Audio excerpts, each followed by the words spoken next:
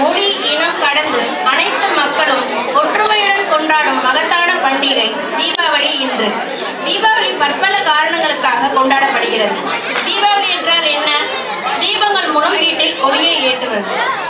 இருண்டிருக்கும் வீட்டை தீபங்கள் எவ்வாறு ஒளிமயமாக்குகிறதோ அதுபோல இருளினும் துன்பத்தை நாம் நீக்கி ஒளியினும் இன்பத்தால் பிரகாசமூட்டுவதே தீபாவளி ஆகும்.